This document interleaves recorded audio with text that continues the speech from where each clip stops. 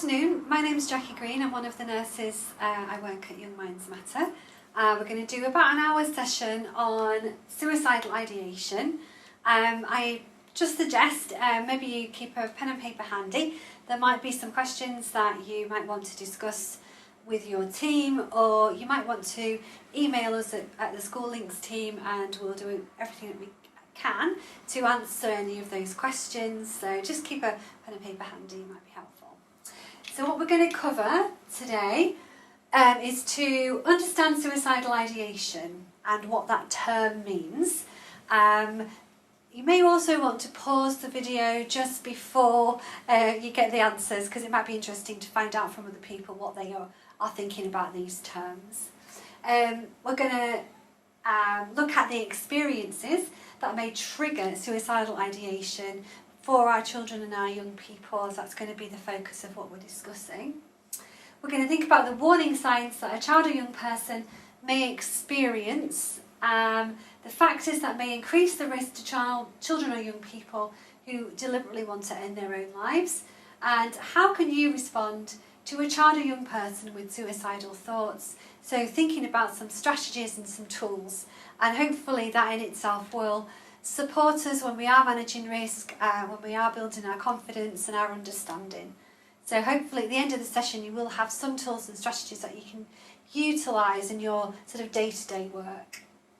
And we're going to have a look at ideas of what that child or young person can do, because in any risk management plan it's always collaborative and always really helpful for the child or young person to feel as informed and empowered as possible to act on some of those ideas that you share together.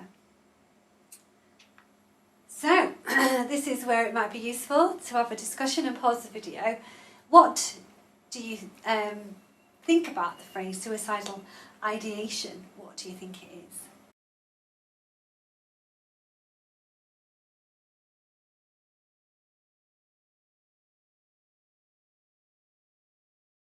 What we've said is suicidal ideation can range from a fleeting to enduring thoughts about ending one's life, or feeling that people would be better off without the individual, to thinking about methods of suicide or making clear plans to take one's life.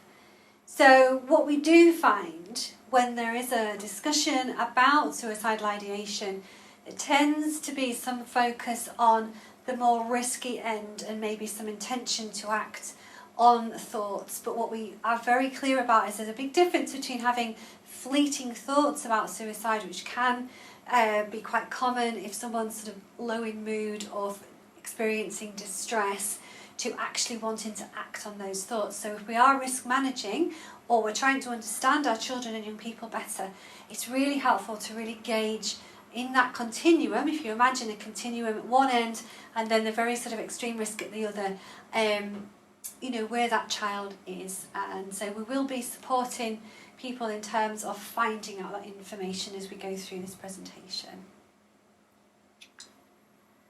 So experiences that may trigger suicidal ideation. In our local communities, with our children and young people, I'm sure it's, you know, quite a common experience for all of us to be working with children who come from quite challenging experiences, but it's all relative.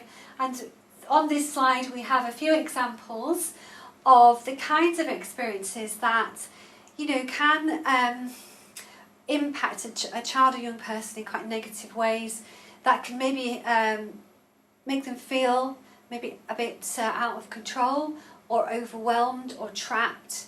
I'm just going to start with the bullying and discrimination. And I know in our schools and our communities and even in our family homes, bullying and discrimination can be quite an issue. And if we're thinking about it in its impacts for a child or young person's life, if you feel that you're different, you don't belong, or that you're not good enough, then you can quickly start to unravel in that, how it may impact your sense of belonging, your self-confidence. Your sense of self can really be devastated, particularly if you think of a child and our innate need to belong, our teenagers wanting to belong in peer groups and be part of the gang, and that safety and that security and that meaning and purpose that brings. So if you are not part of that gang, or if you're excluded in some way, then you can really feel ultimately that, you know, you're not going to survive, and you can feel quite alone and quite desperate, and that in itself can feel very out of control. So you know, it's one of those escalating issues, you know, that can lead a child or young person down that road of feeling unable to cope and not feeling a way that there is a way forward for them, and experiencing thoughts or intentions that may ultimately lead to them wanting to take their own life, sometimes as a way of escaping that particular situation. But also bear in mind, it might also be a way of expressing the distress that situation is causing them. We know that we have children who are in abusive situations, maybe chaotic and abusive families or communities. We know that we have issues in the local community around gangs. We have a service called the Graft Project, you know, highlighting extreme ends of where our children might be trapped in situations, particularly ones where they feel completely dominated. And if you think about it from a child's point of view, that's quite common, isn't it? They're not in a position of power. So again, abuse can lead to that feeling of being unable to change that, unable to get away from that situation and escape. And that very much can lead to some very negative and very self-destructive thoughts. And if you have a child who's experiencing high levels of fear and distress and emotional difficulties alongside of that, or even particular issues around safety, then again, you know, we have those escalating ingredients, if you like, that could lead a child into expressing or maybe even acting on thoughts of suicide. So, you know, breakdown of relationships. Again, you know, we have vulnerable children and young people. They may well feel to blame. They may well feel the world is better off without them. Do you know, suddenly if they weren't here, that situation might not have happened. For that breakdown to have occurred, it could leave them questioning their place, you know, in the family home or within their own peer group. So, you know, these sort of experiences in life, and maybe we've got children that have one or more, or, you know, quite a few of them going on. There is certain things that, if it's impacting on how that child can relate to the world and how they might view their future, particularly if there's a sense of hopelessness, any sort of breakdown in relationship can feel like a bereavement, a loss, something that they can't fix, and create such really extreme and difficult emotions. So, and things that they might want some help with, and often if we are dealing with suicidal thoughts, that might well be that way of expressing a distress, do you know? But if they are in a situation where they are feeling powerless, unable to escape, very much out of control, this may then escalate that risk and turn that into something which might look like more of an intention to take their own life, as a way of escaping, as a way of changing that situation, if they start to feel hopeless. Just to share with you physical pain and physical illness, because we think a lot about children and their place and what they need to feel healthy and to be thriving, we think about the thriving child more and more, I think, together as professionals. And physical health is really important. And if a child isn't able to attend school or engage with those activities or be with the people that help them to feel more confident and feel maybe or more positive and feel sort of isolated, and that sense of isolation increases, they start to feel more alone and more helpless and more hopeless. We have that kind of negative root. The losses, that physical, long-term physical illness, can actually impact the quality of that young person, that child's life, increasing that distress, impacting on their emotional well-being. So you may find that there are times where a young person or child might express that distress through suicidal thoughts. That might be, I'm just desperate to escape this situation or for it to change. I don't feel able to change it by myself. And, you know, we're often sort of thinking through that with a child on how they, you know, are feeling more isolated and more alone. So these things can sort of genuinely impact on a child's mental health as well. There are lots of conversations we have within Young Minds Matter, and I certainly share this with a number of my colleagues around child's identity. And whether that be a religious aspect or a sexuality aspect or a gender aspect, whatever it is, it's profoundly important and has profound impacts on where a child might feel they belong, how they might feel they're really fulfilling maybe the expectation of their family and their community. You know, we don't live in a perfect world, we don't live in a hugely accepting world some of the time. Our local community is quite well known for attitudes and beliefs that can be highly stigmatising for any marginalised group, and some of our children express doubts about their identity and they very much fit within those marginalised groups due to their gender or their sexuality, for example. This can, you know, lead to some of those really impactful feelings of isolation, of being different in a negative way, of not belonging, of not having the hope to fulfil what they maybe perceive as being the things that they should be doing for their family or their community. And that difference can lead to high levels of distress. And if you feel powerless or unable to change that, then helplessness and hopelessness can be really significant when you're grappling with some quite difficult and complex things around identity. So again, you know, we have sometimes a journey that a child can take that can lead them, depending on the reactions around them, towards suicidal thoughts, or if that distress continues, to a suicidal intent, which may be that way of escaping and changing that situation. So again, we're kind of just listening out for what they might be saying and hearing what difficulties that they might be going through. I just want to mention side effects in medication. We have a number of antidepressants. The modern sort of antidepressants, paroxetine, for example, which is a SSRI, which stands for serotonin reuptake inhibitor. It's well known when it's initially prescribed to sometimes increase the intensity, severity and frequency of suicidal thoughts and feelings.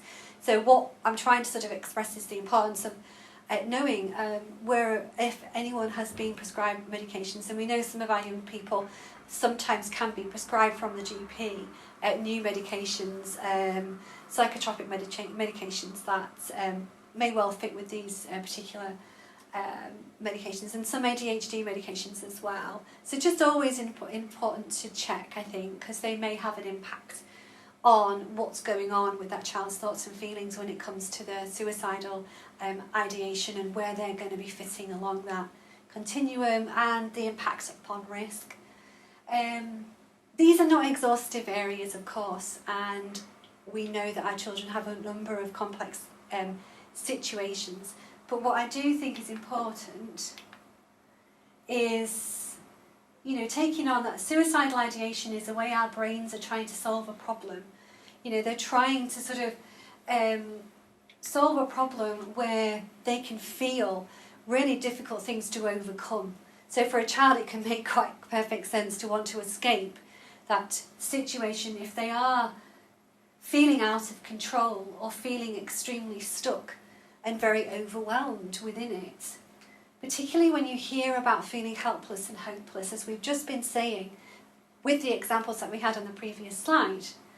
You know, feeling trapped, lacking worth, and unable to change a situation, these things can just quickly escalate into that sense of, well, what on earth can I do? You know, how do I get my message across? How do I communicate my distress, the feeling that I am disconnected, the feeling that I am silenced? You know, I'm a child, I'm a young person, I don't have the opportunity or the words, I don't have those resources to really articulate that, to really show that in any other way.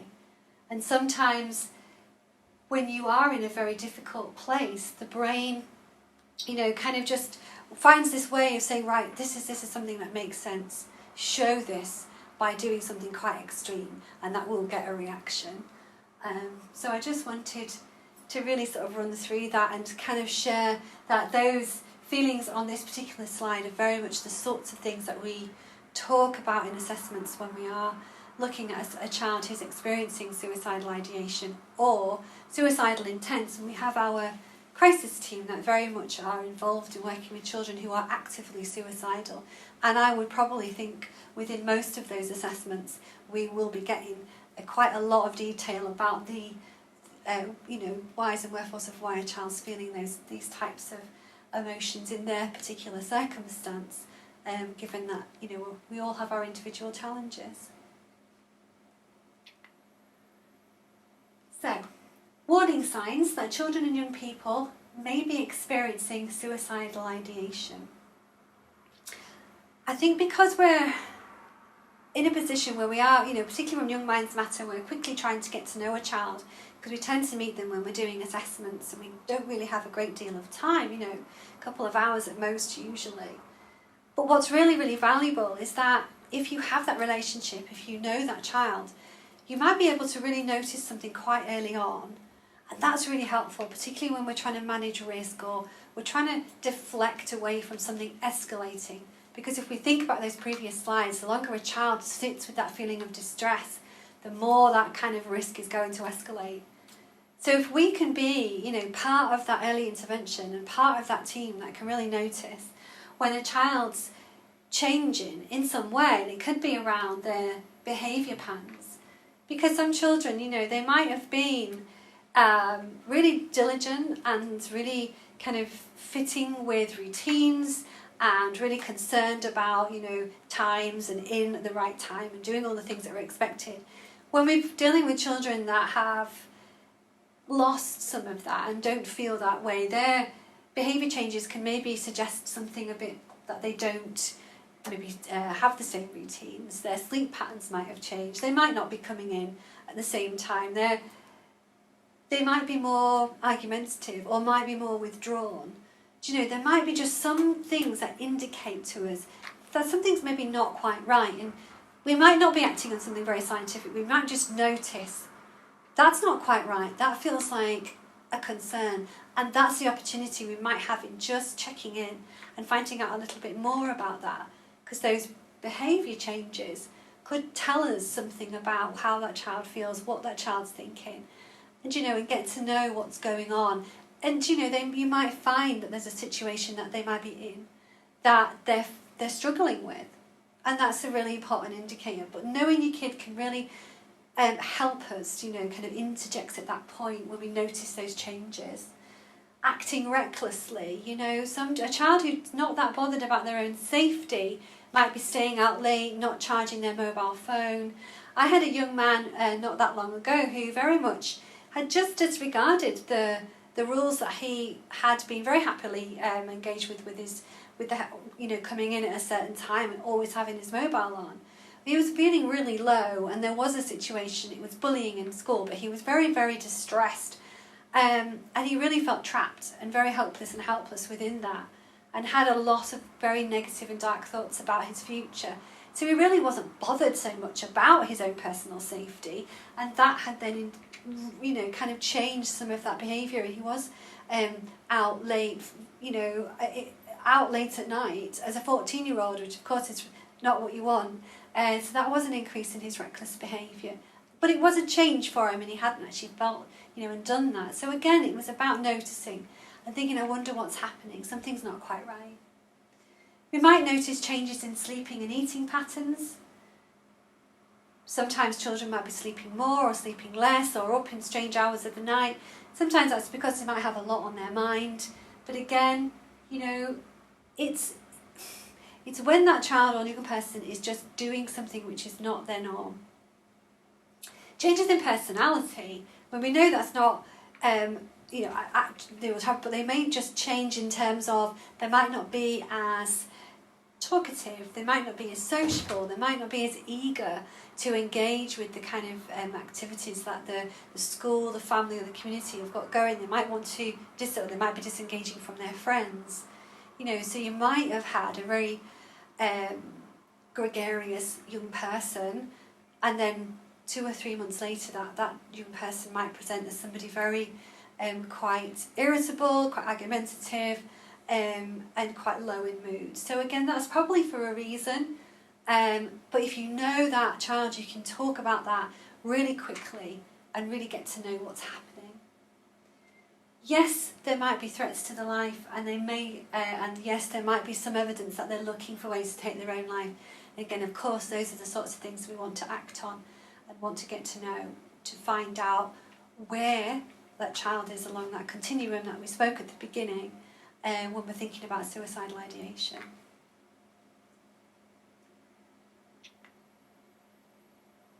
So just to kind of illustrate that, getting to know that child, it might be about some of their social issues around them and the psychosocial issues that surround them. So risk factors associated with deliberate acts to end one's life. We just kind of know that some of these may increase the risk somewhat. So again, it's always helpful information to know whether they've had a previous suicide attempt, thinking about severe familial mental health problems. We have, kind of research and evidence and knowledge now around the impact of family mental health, and it's kind of the role modelling that might have gone on, the coping strategies that a family might sort of develop over time. And we know that if there are 1, 2 or more of those, it steadily increases, the likelihood and the chances of suicidal intent, and that suicidal behaviours becoming more prevalent. Worsening mental health, debilitating illness and abuse history. They might not have all of those, but each one tends to sort of escalate and raise that risk. Bearing in mind, most children and young people express suicidal thoughts as a way of communicating that distress, a way of saying, please, I've got all of that going on in my life, this is really, really difficult, help. Then we do have that portion at the end that might have some suicidal intent, and we'll find out a bit more about how to ask those questions just in a couple of slides. So after that, when we have been learning a bit about our children's experience and what may lead them to feeling suicidal or having suicidal thoughts, what can we do? Because that's the challenge. It is a challenge. I think it's one that we need to work together on. I think it's one we need support with. But I do think it's one we need to feel confident that we can help, we can support, and we can intervene early. So just have a think about this. You might need your pen and papers and stop the video. But ask yourselves, asking children and young people about their suicidal ideation, do you think this is advisable? Do you think it's advisable as a team or as an individual? Have a think.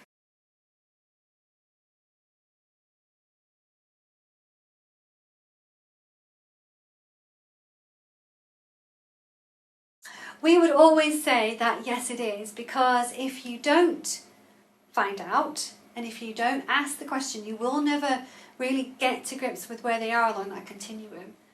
We have, with assessments that we do every day of every week, and without fail, in terms of our risk assessment, we will ask the question routinely, because if we don't ask the question, we won't know the answer. Some people feel that's a little bit uncomfortable, so we've got some potential questions that you can ask. I know that when I'm busy and I've got a lot of things on my sort of agenda in my mind and I'm trying to sort of work through it, it's quite handy to have some prompts. It's also about that kind of helping with confidence and helping with that kind of clarity, particularly when you're risk assessing and you're building that evidence. You may be in a position where you want to discuss that with one of my colleagues, or when we have a duty line, you might be thinking about accessing that. So if you could have asked some of these questions, that again builds a picture, helps us really identify the level of risk and what we need to do to intervene and support both the child and the family and all of that care network to really proactively contain that risk. So just some questions that you can run through.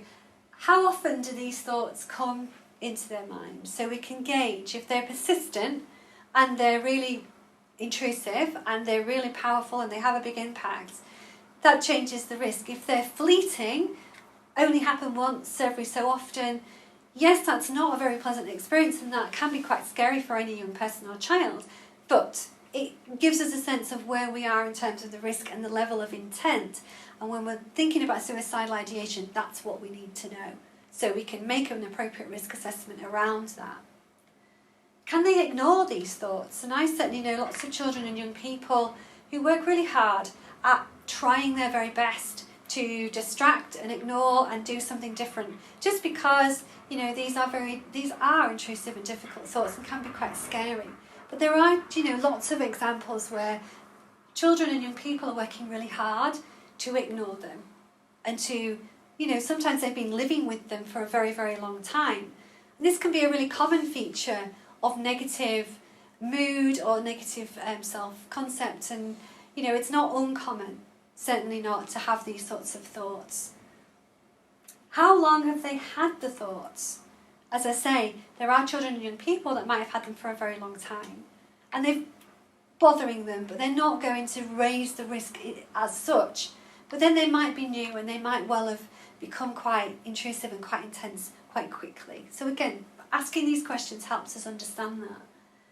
Are there things that they can do to take their minds off these thoughts? What we'll do in a few slides' time is look at some of the strategies that can help with that very deliberately in a really positive and safe way. But our kids are very good at letting us know what they are able to do at any given time, during the day, during the week, or the weekend, that they do.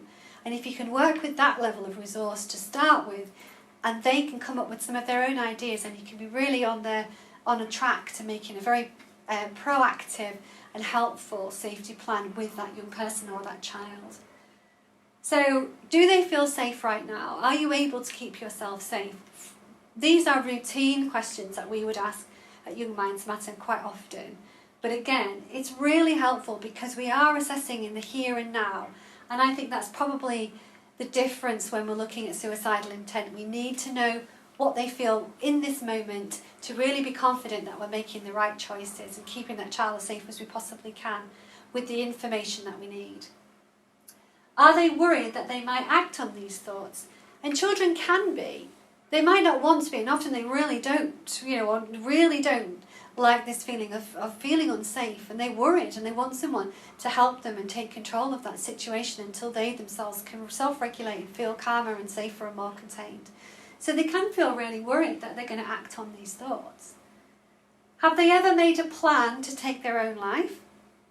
And I think you might be able to look at that in a positive way, because what worked, what was the thing that they did that helped them get through that difficult time? What changed their minds? What was the safety? What was the protective factors that stopped them from acting on that? You know, and it might tell you a story about some of their own experiences and what they did to cope. Do they have a current plan? Again, we're thinking about the here and now. And we can think, you know, that might be very vague, but it also might be very current and very, the intent might be, you know, part of involving potentially, for example, the crisis team if required, or having a discussion with another service to look at maybe a safety plan that will involve that whole child's care network.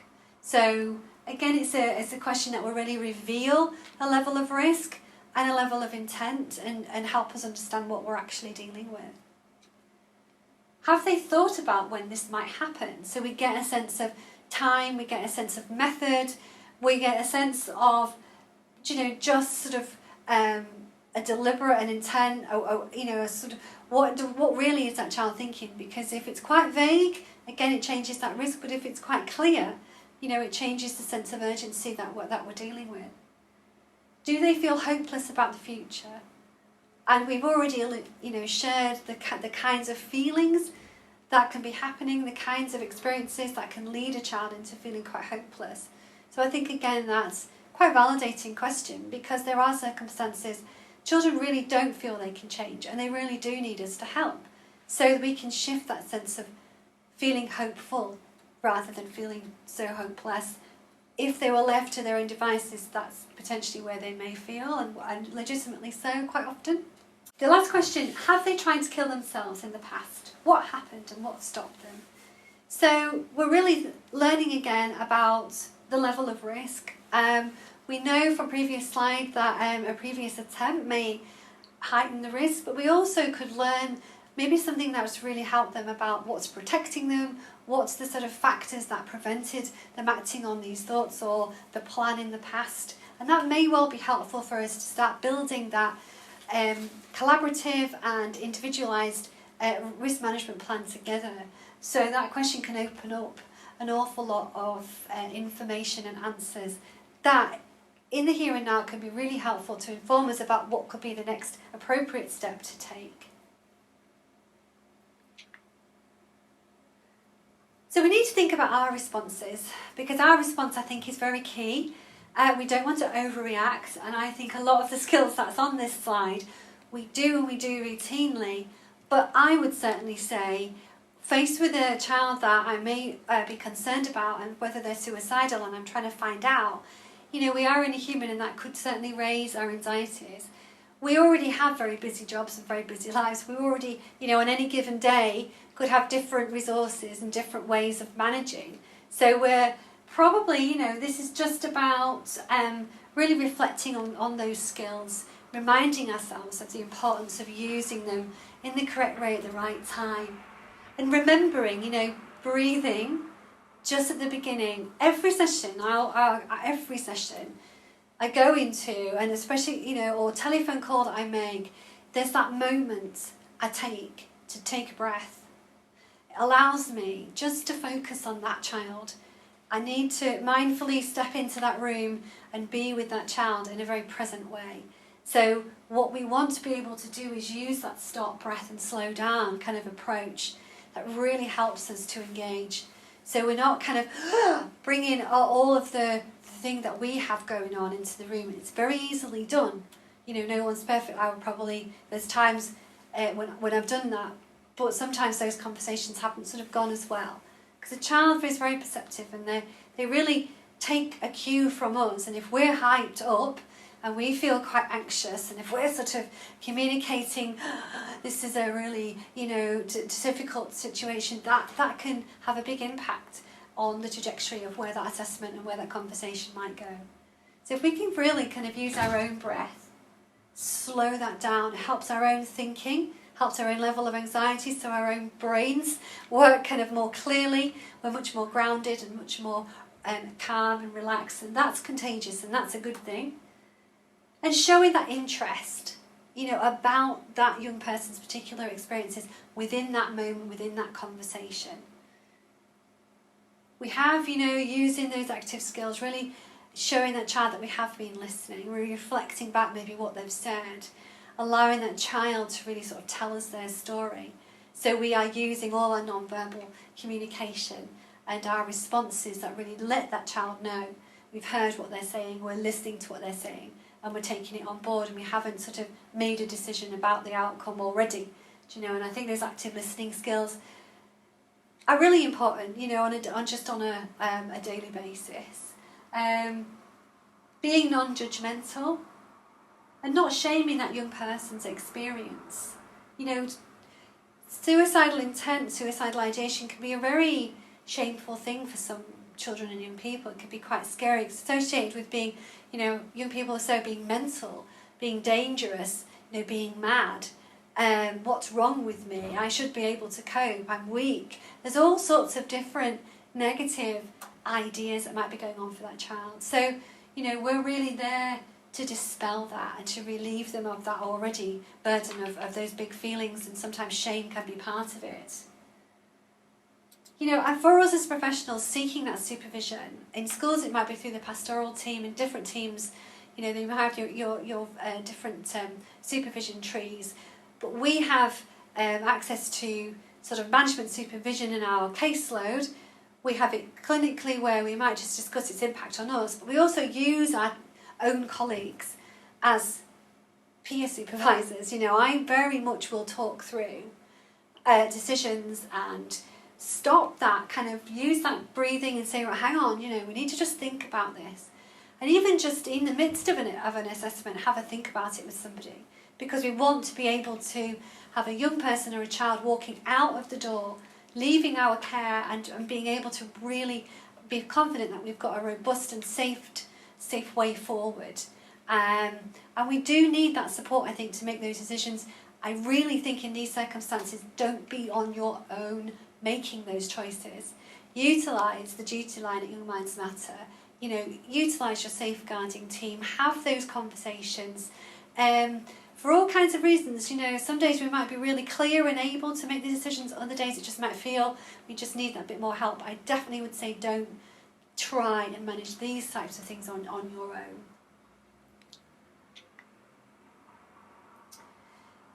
So just going to think through some sort of strategies, areas that might be just helpful if we're thinking of immediate kind of safety plans, or maybe just more long-term, really health promotional ideas that can support that young child, that young person, in recognising different areas that can help them regulate their mood, distract them from these self-destructive and quite negative thoughts and feelings. So we're going to go through kind of using distraction. And distraction really has a huge, broad kind of range, very much key within that discussion about distraction is what that young person or child finds useful and helpful, which can be anything from, you know, music to a nice hot bubble bath to doing creative arts. It very much kind of often involves utilising maybe their skills or their five senses, or something in their life that's really positive to focus on. It might be an interest they have, or a pet, or a person and friends, but very much those positive and safe and you know, containing aspects of that child's life that they can readily access and build in terms of their knowledge and their resources. So understanding emotions and naming emotions and being okay with doing that, and that message that it's okay to have such a roller coaster of emotions. And that's quite a challenge, and we can be really part of that discussion and supporting our children and young people to understand that and recognise anger and shame and guilt and feeling trapped and feeling fear, and all those things are okay to name. We're going to think about taking care of the whole person. It's really important. You know, we are not always kind of focused purely on doing therapy and CBT and getting all kind of technical. What can be really helpful is much more of a behavioural activation kind of approach. That's very much doing activity-based stuff, physical exercise, doing things that are really healthy for your body, because we know that if our bodies are healthy, that will probably have a real impact on our emotions as well. So taking care of our whole body, sleeping and eating well, all of those things, really important. And having the chance to foster and plan ahead, fostering that hope of change, that hope of moving forward in a positive way. Because if you're hopeless, then really nothing else makes sense. If we're hopeful, we can really build and interject with all kinds of different things that can move us step by step. We are often trying to sort of move in small steps into and towards what they might want out of their future, or it might even be what they might feel capable to do on that particular day at that particular time, but in a really hopeful way that really supports positive change and the idea that things can get better. And that talking to somebody, both for that child or young person and for us and for the family, but building that connection. So just going to talk through those in a bit more detail. So support the child or young person to talk to somebody, and that sounds just incredibly obvious, but if we can engage that child and overcome all those barriers and have a really meaningful, collaborative conversation, validating, supportive conversation about their thoughts and feelings and the sorts of strategies they can use and about the context that they are in, and they can feel heard, that's the very first thing that can help that child to feel safe enough to start to talk and to start to build trust. And for this type of conversation and this level of risk, that's what we want to do, because we are really trying to find out in an honest and open way as possible what's going on for that child and that young person. And we really can't do it without we engage with them in a trusting and safe way. So that's the opportunity, I think, as professionals that already have a relationship with a child or know them well enough and can really kind of overcome some of the barriers in a way that a child may well have even chosen someone to talk to that they feel safe with and they can trust. It just opens up some really helpful doors in terms of making a safety plan quickly and effectively with a child or young person. So a family member, a friend or teacher, like I say, you know, this network around a child is broad, and I think the child or young person themselves really can decide who it is that they want to talk to. And talking to someone could help find a solution, prevent stigmatisation and allow for healing, which is really what we're saying. It really gives that first initial step in the right direction to foster hope and to support positive change. And we all can be part of that. You know, we all can offer that platform, I think, for our children and young people. Understanding your emotions. So I need advice on how to manage difficult emotions and knowing they will come and go. So I suppose really the slide's saying to me that emotions do come and go. There are ups and downs. It's a roller coaster. If you think about a kind of mindful like clouds passing, you know, sometimes they're like the weather, you know, there's dark, thunderous clouds, and then sometimes they can change, and the rainbow and the sunshine, you know, can change that emotion, and our emotions seem to be very much like that, and they're very changeable, and they aren't fixed. And I think again that can foster some of that hope. You know, we are human beings full of different types of emotions and have different things that can impact that, and can change that, and what we focus on and what we do and who we speak to and how we behave and how we take care of ourselves all impact on our feelings. And I think as well, you know, they're real emotions at the time, and sometimes, you know, we just need to be able to just be okay, you know, with some of those really big ones, those big feelings, and we can work through them, and they can start to reduce and start to change the more that we become confident and aware of ways to do that and support those changes. So I think the coming and going and the shifts and change, I use analogy quite a lot, that's why I sort of shared the weather one with you, but again it's getting that message across to children and young people in a way that, you know, they can understand and they can accept. So taking care of the whole body, like we were saying in a couple of slides ago, that a child, although sometimes this is a message that's slightly more difficult to get across, but they're more than their emotions, you know, they're changing feelings around whatever particular context that they're in and circumstance. All of these things have huge impacts on how we feel. If we're not getting enough sleep, if we're not doing the basics, if we're not eating the right food, exercising or having a space to relax, to calm down, to really regulate our autonomic nervous system, the kind of the fight or flight, the thing that really helps us to not respond or react in a very negative way to something, then we're really not going to be on top of our emotions. You know, very much, I have spent lots of time with children and young people coming in. They might have come in for some CBT sessions. Do you know what? We might be spending a lot of time just on the routine, the basic, looking after the whole body and understanding how important sleep is and how much sleep you need and when you need to sleep and your sleep routine. Because when you're rested, the world can seem like a very different place. Our strategies for coping, our resilience, our understanding, our ability to problem solve, our cognitive functioning, all of these things change so radically once we're in a rested state.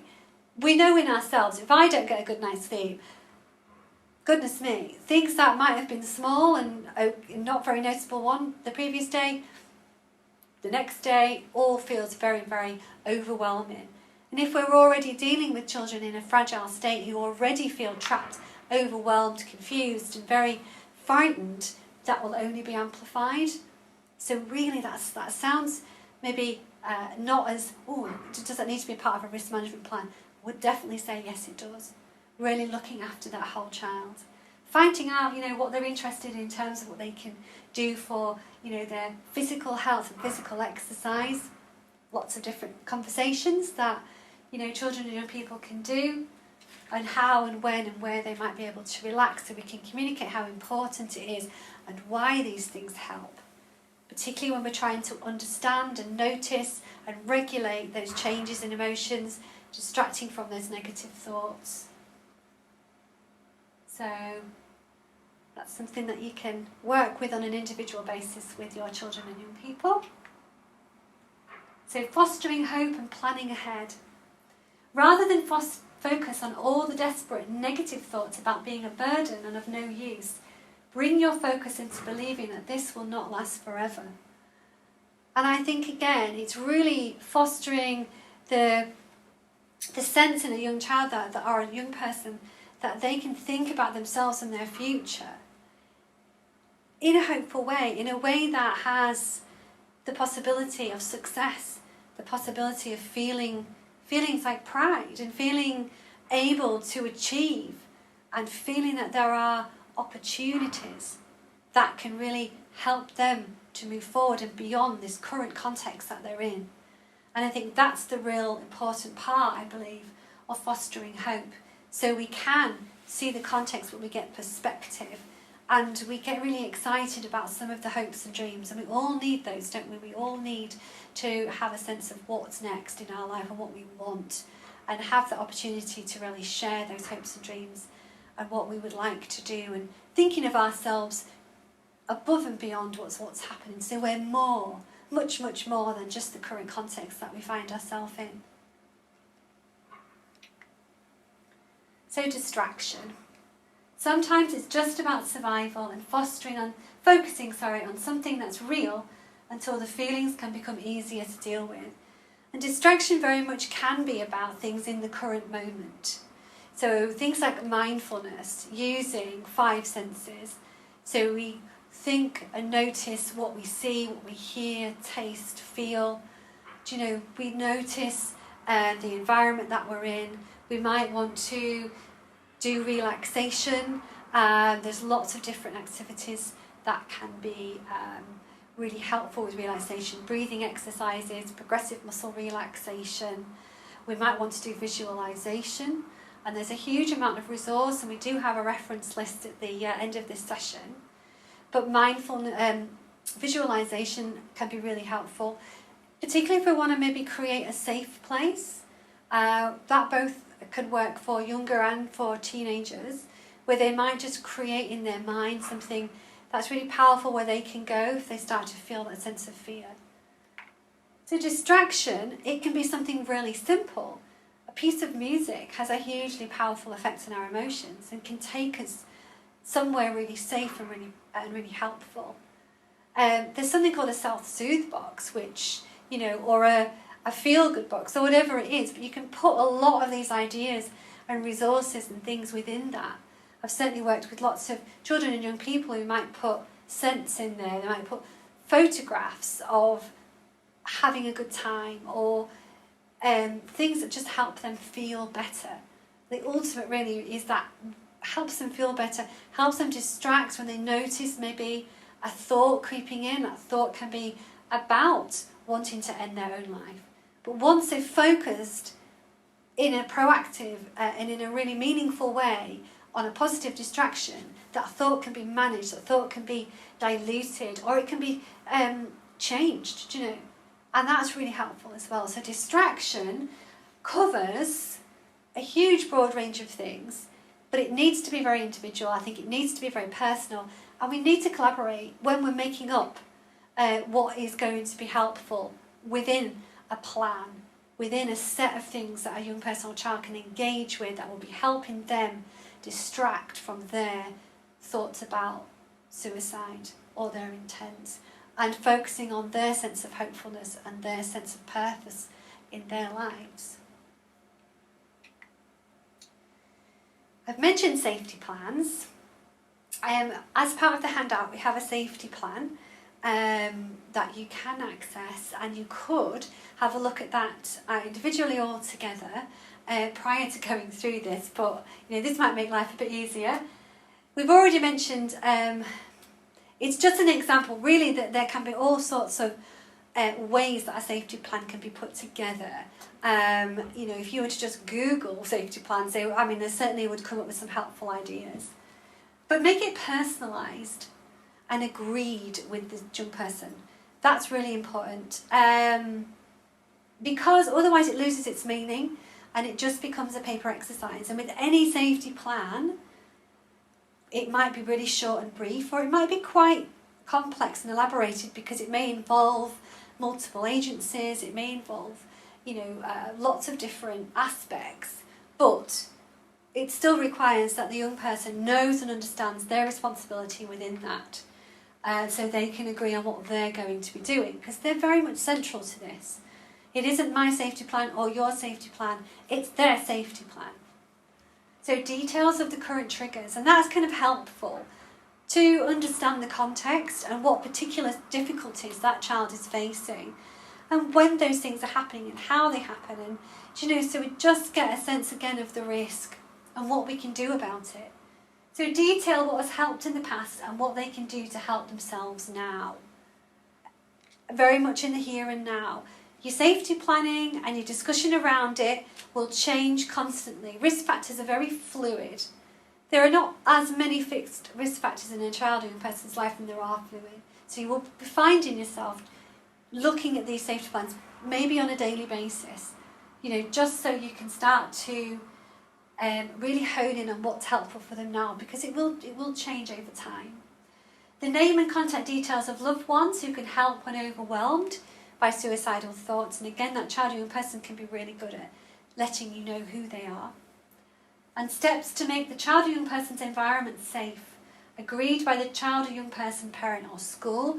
And we do conversations like this with a child or young person, with parents and school, making bedrooms safe, schools safe, taking sharps away, really kind of practical things, but also things that help us take those steps towards safety and containment.